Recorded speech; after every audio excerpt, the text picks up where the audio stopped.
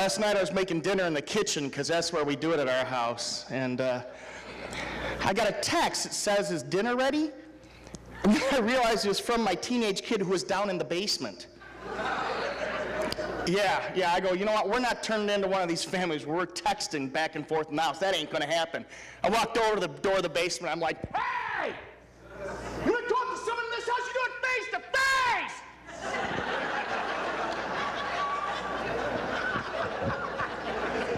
An hour later, I'm sitting down texting, "Bring toilet paper."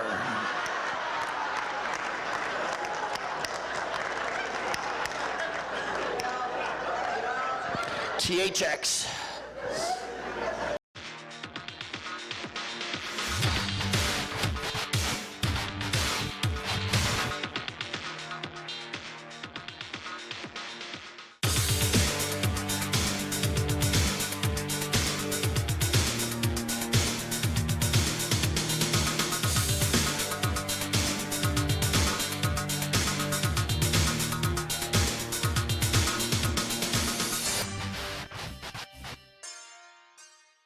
Wow, and there was a bit from Steve Lynn. Did I say that name right? Steve Lynn, that's correct. Ladies and gentlemen, welcome my guest this evening, J.D. Marshall. Thanks for having me. Glad to be back on the show. Steve is awesome. We had Steve at Comedy for Cancer 1 back in April, and then in September we did a childhood cancer rally, and Steve came out and performed there. And I was so impressed by Steve that I said I wanted him to headline a show.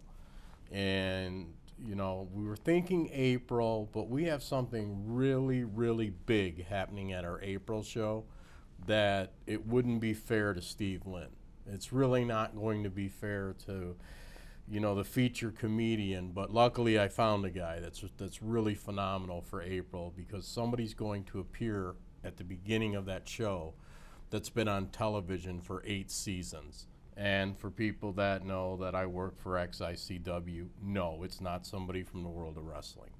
It is somebody with a legit television show that is actually a hit TV show that had a heavy influence on my daughter's life, and my daughter wanting to start our charity. And we're excited about that. But, you know, before we get to April, we have December 3rd. Right. And December 3rd, we have Steve Lynn, we have Sal, we have Bob Phillips. All 3 of these guys are national touring comedians. They played in some of the bigger places. They play at Mark Ridley's. They've opened for Tim Allen, bunch of big name comedians. They're all, you go on comedyforcancer.com. We put clips of all of them up there. They're just totally hilarious. We've upped the ante, I guess, on the raffles from what I'm hearing from the volunteers. That the liquor basket that you got is now going to be 2. So I guess we have 2 liquor baskets. I want to win both this time. We have how long I've been to a hockey game. I had no idea it's this much. But there's 2 tickets right against the glass, with VIP parking pass, $275 value. Plus there's going to be t-shirts and decals, Red Wings related, that this basket alone is going to be $400. So, you know, as with each Comedy for Cancer, this is the 3rd one. We have the live raffles. 100% of the money from the raffles goes to the families that we're helping. Right. And in this case, we're helping a single family this time, because this is probably one of the most heart-wrenching, you know, stories that we've had yet. And this month makes the 19th gift I've given out to a child. And back in August, I gifted the 6-year-old girl, Maddie, who's fighting brain cancer. And she gave me a little bracelet, the only child that's ever given me a gift when I did a gift. And at the time, the mom shared with me that, you know, they were in the process of losing their house, losing their car, and the father's no longer around. He's not in the picture. So you have a single mom raising 3 kids with one that's battling a very serious type of cancer. I'm not going to get into numbers, you know, I mean, I don't want to go too far into sharing their business. But just a couple weeks ago, I was attending a fundraiser, and right before I left, I found out that their car had been repossessed. Oh, And so every penny we raise that night goes right to the family. 100% of the profit from the show, 100% of the raffles, and we may have a couple more surprises for them. And I'm really excited about this because the lineup is because you got to be careful how you say it, because when you don't want to insult the first show, you don't want to insult the second show, but I'm really excited about this lineup. I'm actually this is the first time that since we've done this that we've had 2 shows ready to go. Like we already know April 11th. We have a very, very talented comedian that travels all over the United States, and like I said, this show that we got lined up for December 3rd, just going to be phenomenal from top to bottom. Simply go to comedyforcancer.com and you'll get all the details on the show. There's information about the families that we're helping out. There's information about the raffles. There's videos of the performers. The old try before you buy, I guess you could say. We started showing off one of your guys, and yeah, that was from Comedy for Cancer 1, and he went out there, and that was a great night because it was our first event, and of course we were all scared, and he went out there and he just took it to the next level. I mean, every performer hit the stage and the next one was better. He takes the stage and it's just, I'm backstage and like I can just hear the crowd laughing, and it's so loud that I cannot hear him. So it wasn't until I seen the video of the show that I realized how funny this guy is. And I knew I wanted him at my rally at that point, but just instantly thought this guy should be headlining. Why is this guy the guy before the headliner? Because it's like the worst thing that could happen is like this guy is tremendously funny. Now your headliner is like, oh boy, I better step up my game. And granted he did. Thank God we had a veteran headliner. I think if we'd have had a younger headliner that night, they would have been a little bit nervous because of the job Steve did. Comedy shows are kind of like wrestling shows. Each match builds up. That next guy's got to outdo the next guy, and they do it for fun. Right. And that's what it's all about, is fun.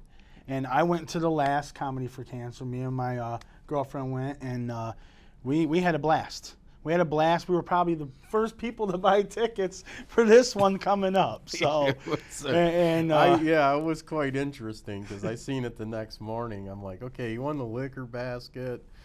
His face is all puffed up, but he bought 6 tickets to the next show. I'm like, wow, how fast did he go through that liquor basket? Not fast enough, apparently. But I'm telling you, people, this show is awesome. I went to the one. We had a blast. And like you said, comedyforcancer.com. Yep. We got to remember, comedy, the number 4, cancer.com. And not because I can't spell it. It's just that the number 4 is prevalent in childhood cancer. Right. Because it's the only, they only get 4% of the national budget that goes into pediatric cancer research. That's why 7 kids a day die in the United States from childhood cancer. It's the number 1 disease killer of children, and 46 kids today have already been diagnosed with cancer in the United States alone. So what we do is we have a charity that helps families. We give them emotional support. We mentor.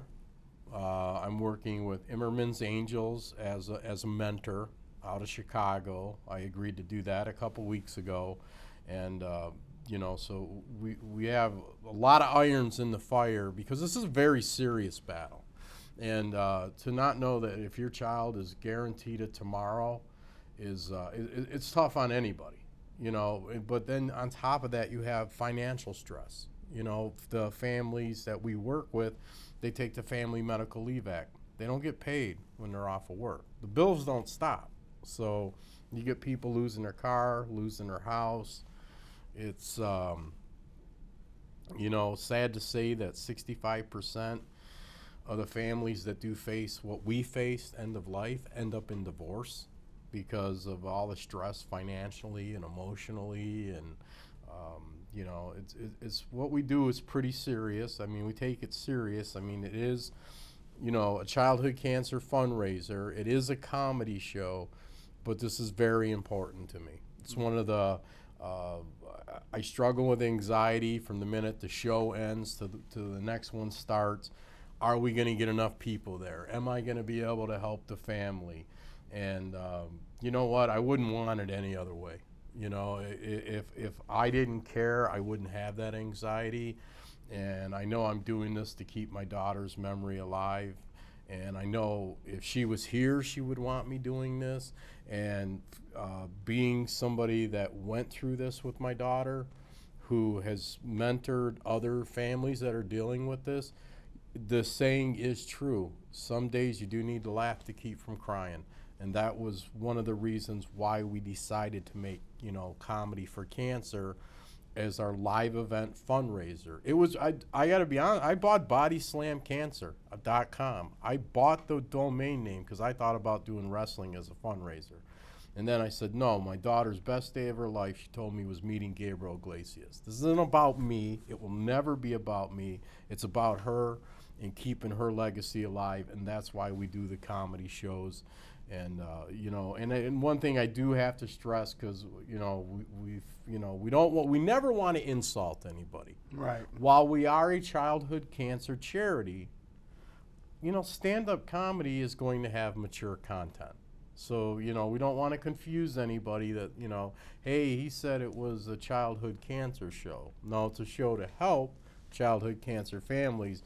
But it's still like a stand-up comedy show that you're going to see on Netflix. Yeah, you know? especially at the Imperial, because it's you got it's shots and giggles. Right, that's what we call it. So we're going to be getting a little yeah. while we're having some fun. So it's at the Imperial, December 3rd. The flyer will be popping up here soon. I suggest you guys check it out. Go to comedyforcancer.com for more information. And the other website is missionoflove.com. and missionoflove.com. We're going to be right back. We're going to talk more with him, but we're going to get into some wrestling. That's what we like to do best around here. So we'll be right back. Here's an interview we just did. Jackson Stone. Jackson Stone. What? What happened out there tonight? When the Suplex Shogun enters the ring, he not only demands respect, he commands it. He takes it. That's what I'm doing from now on. I've been waiting. I've been waiting. I've been waiting some more. Waiting got me my vet to not even come through. And not even have my back. So I'm done waiting. Good things happen to those who wait. Well, great things happen to those who take. The Suplex Shogun's gonna take and get suplex every single person until he gets what he wants. So what do you think Rick Matrix is going to say? I don't give a damn what Rick Matrix has to say. The point of the night is the Suplex Shogun not only works alone, but he's bringing destruction with him.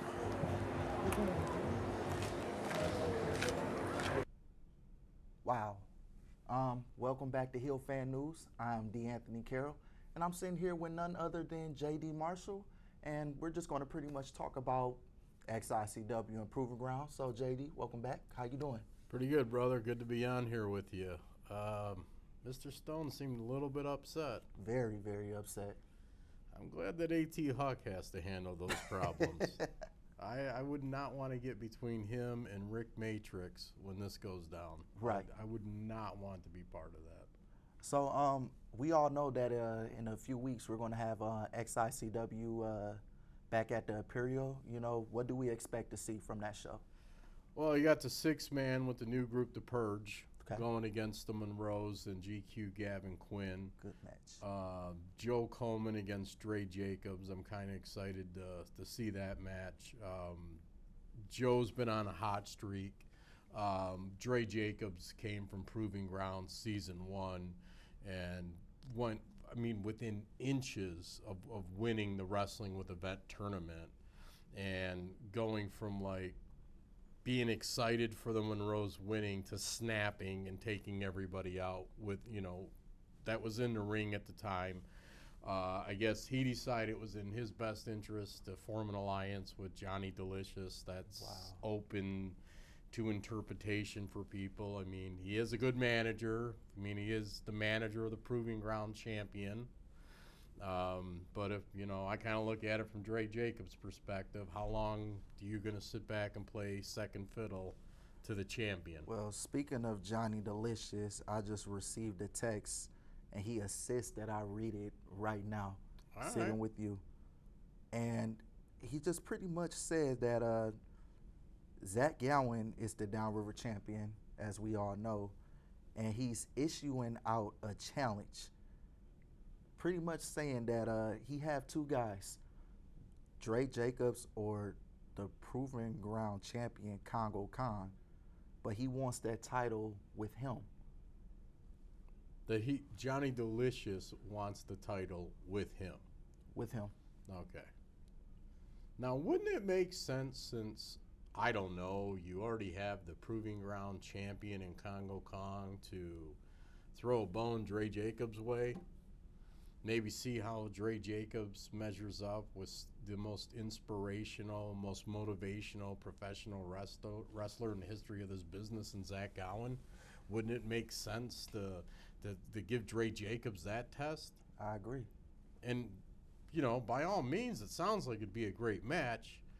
But before you can get there, Dre Jacobs has an obstacle in front of him that's named Joe Coleman on December 4th at the Imperial House, which we're doing our Hardcore with a Heart show, where it's $5, 5 cans of food to get in, goes to Gleaner's Food Bank, to help out with them, to feed the homeless. It's for a good cause. And if I was Dre Jacobs, I was Johnny Delicious, I was even Congo Kong. Okay, now I don't know Kong. I don't even know that if Kong speaks English. Again, that's Huck's problem. It's not an XICW problem yet for me. Wouldn't be shocked if someday it becomes one, because Dre Jacobs has already made his name known in XICW. But I would look at the big picture of what's in front of me. If I'm Congo Kong, I go from I'm fighting MM3, and then I go to a tag match. Now I'm fighting the most dangerous man, the DBA. I think I would worry about defending my title against the DBA, and if I'm Dre Jacobs, I think I'd worry about Joe Coleman before I get to Zach Gowen in the Downriver Championship. So are you telling me that there will be a possibility in the near future that we will see Zach Gowen? There's a possibility. I mean, that's up to Dre Jacobs. I mean, if Dre Jacobs continues his winning ways and he's worthy of a title shot, and it's in the best interest of everybody to have that match, then you do it. Dre, that's what I'm saying. As a young wrestler, why are you getting ahead of yourself when you have a big match staring you right in the face? I guarantee you right now, Willie Watts is not looking at any other match but his rematch with Johnny Devine on December 4th. He's not looking ahead to anything else. He's focused on that match. I'm sure if you ask the DBA what is he focused on, it's going after the Proving Ground Championship against Congo Kong. It's the next step for these guys. That's what veterans do. They look ahead to that next match that's right in front of them. Dre Jacobs, Johnny Delicious are talking about things that are down the road. And I'm not saying yes, and I'm not saying no. That's up to Dre Jacobs and Zach Gowen. Okay, you want me to make a match, let's just throw it out there in 2-3 months from now. Is Zach still the champion? True. We don't know that. Is Dre Jacobs still, got the rocket up his keister and, on this winning streak and showing domination? We don't know. A lot could change. But if everything was to stay the same, why wouldn't you do the match? Why? I think it benefits both parties. I think Zach is a fighting champion. Zach has never backed down from a challenge. And Dre Jacobs wants to, for lack of better words, prove it. Which we say at Proving Ground, but not sure we can say it here. Can't say that last word here. No, we can't say that word. But, it would make sense to do the match, but like I said, why, look that far ahead? You have a big match coming up. I think it's just pretty much opportunity that he's looking for. Opportunity for Dre Jacobs to carry gold. Yeah. So. Oh, I understand. Look, I managed for years. I understand where Johnny Delicious is coming from. You want to accumulate every title you can. With title comes power.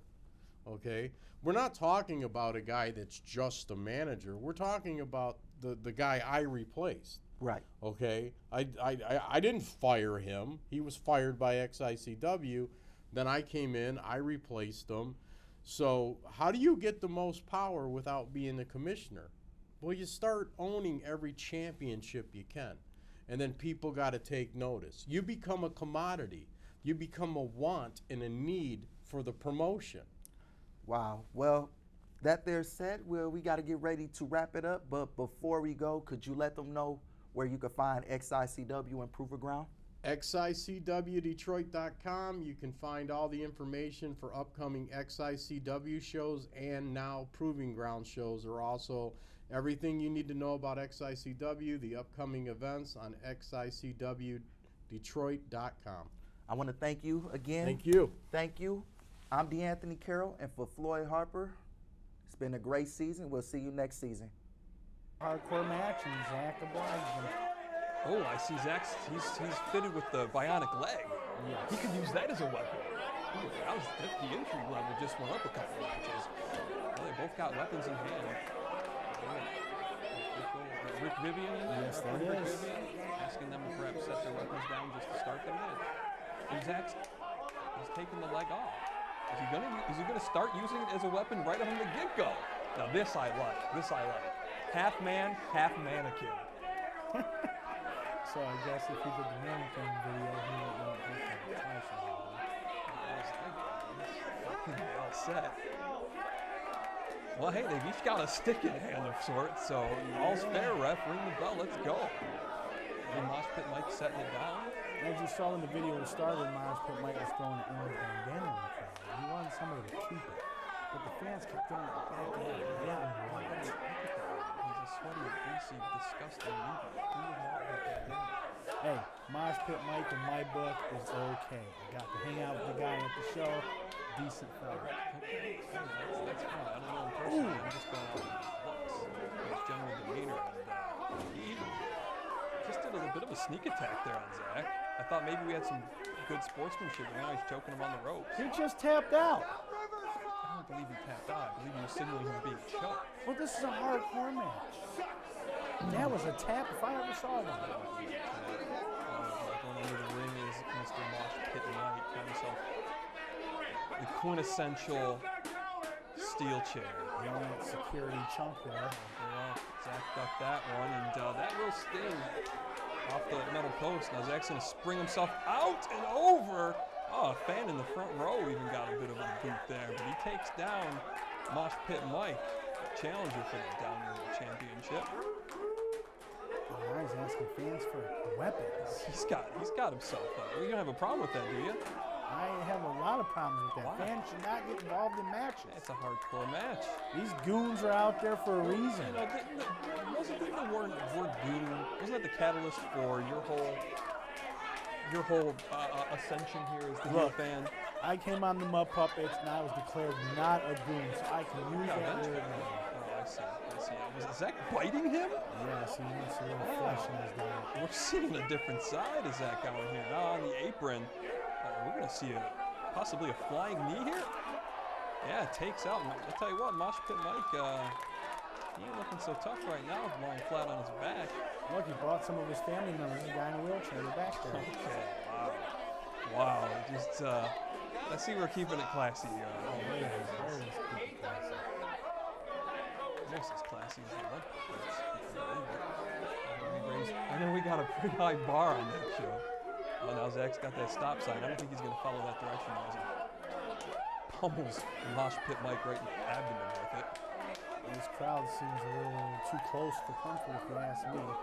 Drops an elbow, driving that metal sign further into his opponent's chest. Look at that handsome security guard. Chest or breastplate, if you will. You saw a handsome security guard? Yeah, right there, a tall, dark guy there. Looks like the director of Hill Fan News.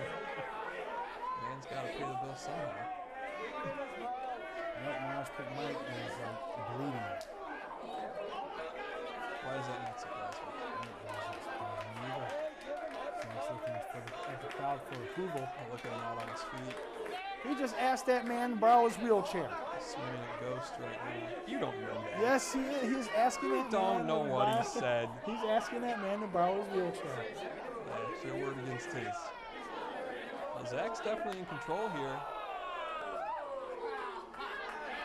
Yeah, this Mosh Pit Mike, how long's he been around? I think Zach's got the veteran savvy on him. He's been around for a few years. Mainly at JCW is where I hear he's from. Don't know much about him. Zach's Definitely out. do my research. Look at these fans. I like that. They're responsive, man. Wrestler says move, and they move.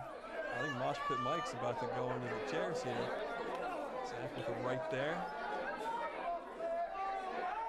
Maintaining control. Come on, Mike. Turn this around. He did Zach out. Oh, he did though. Oh, Zach goes into about the 4th row on that reversal. They continue just to. They make me feel safe. Alright, that is a good job. Now, Mosh Pit Mike's down on the floor. Where's that? Zach is on top of a table out there. I believe he's going to jump from that table. Oh, Mosh Pit Mike up to his feet now. But not for long. Zach brings him back down to the floor.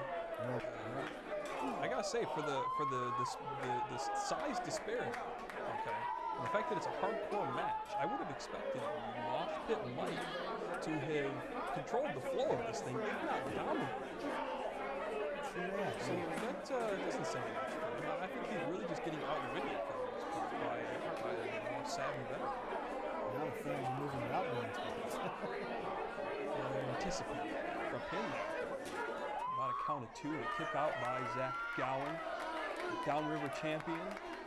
One-legged wonder, as he is known. Can he pull this one out as he did against Buddy Hanley?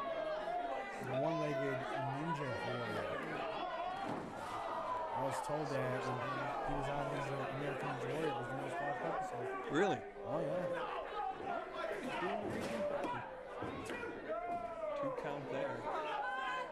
Mosh Pit Mike seems to be taking issue with the count. That was the dumb one to do. How long do you think it takes to make your braids look that long? Too long. Too long if you're a grown man. For a little girl who's got unlimited time and her daddy or mommy to help her do it, I couldn't tell you. But for a grown man, he's stacking up the chairs for something. I shouldn't criticize him too much. He could become the Downriver champion there. Yeah, aren't you from the Downriver? He doesn't have to say that. No, but he'll be world champion. I don't have to recognize him. Ooh. Yeah, I'll tell you what, Zach can get vicious when he needs to. Now he cinches it in for the tornado DDT. Looks like he's setting him up for it. Yeah, right in that stack of chairs. That hurt both men. Oh, Mosh Pit needed to see. This is the way you protect yourself here. If you're on the receiving end of that move, you got to carry through the momentum and just roll around. Oh, yes, it's a cookie sheet, a small cookie sheet. Now these fans are whooping it up.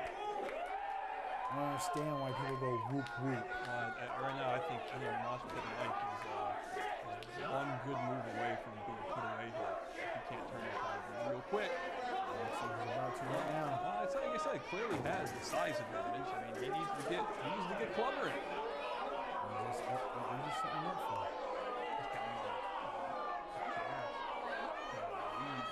Come on, no. I draw the line some places. If this man, big boy, this is not it. Okay. Well, if he hits this, it's over. I mean, not just the match, it's his life. And they're He'll good. snap his neck. And they're good. You got to move, Zach. Oh, and he does. And that big lug came off the top with a flip of some sort, an attempted swanton. That's the thing. He's too big of a man to attempt a movement. Yeah, he is. And I think he just cost himself his match. Zach just haphazardly throwing chairs on him now, in his face and his chest. There's another one. He's stacking them up. He's not good at He's He's going to do the moonsault onto the chairs like that. This is going to hurt him as much as it's going to hurt his opponent. I admire him for the tenacity, but this is not going to end well, folks. Move, Mike. Move. Single-legged moonsault. He nails it for the pin. 1, 2, and a 3. Zach Gowen retains the Downriver Championship. Oh, Mosh Pit Mike, we're going to need some stitches after that one. Just like you, those men in the crowd are just sucking up to Zach Gowen.